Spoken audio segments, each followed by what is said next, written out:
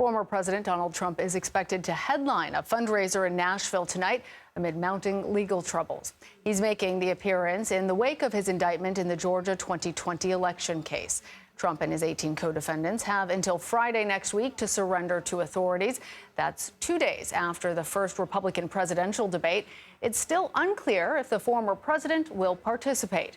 CBS News chief election and campaign correspondent Robert Costa joins us now. Robert, tell us, we've never had an election campaign like this one. What do you make of the former president's busy legal and political calendar over the next few weeks? It's good to be with you. Based on my conversations with top Republicans in recent days, they say that the former president is eager to get out there to fundraisers, to connect with top Republican donors. He also wants to be there on the campaign trail to seem and to project that he's not besieged in any way politically or legally by these ongoing indictments at the federal level, the state level, and at the city level in New York. But Trump is facing a real test of whether he wants to use the debate next week in Milwaukee as an opportunity to go after his rivals, or if he wants to try to define next week on his own terms with his expected surrender in Fulton County, Georgia. So that's what the former president is trying to figure out, and we are expecting that he's going to announce his plans later this week.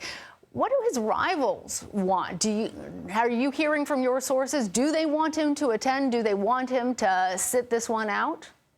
They want eyeballs. They want attention. They're starving for it in the Republican presidential race. And when I talk to different candidates who are running against Trump, like former New Jersey Governor Chris Christie, who sat down with me recently for CBS Sunday Morning, he says that if Trump doesn't show up, in his view, Trump's a coward. He wants to have that opportunity to take on Trump one-on-one because they know that provides a bigger audience for their own campaigns and their own message. But if Trump doesn't show up, you can expect them to try to go after each other. Maybe Florida Governor Ron DeSantis could become a target for some of them because DeSantis in many polls is in the second position. Let's talk about South Carolina Senator Tim Scott. His presidential campaign is placing a new $8 million ad buy. How's he been approaching winning over Republican voters?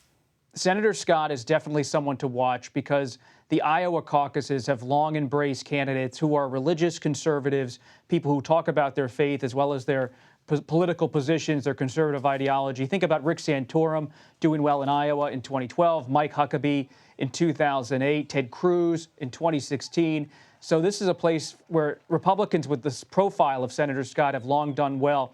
He is trying to avoid any kind of tangle with Trump and build his own lane, his own support among religious conservatives in Iowa, because Scott's belief is if he can get a bounce in Iowa, that could help him as he goes into his home state of South Carolina just a few weeks later. Yeah, Scott's biographic history certainly could play very well among Iowa voters.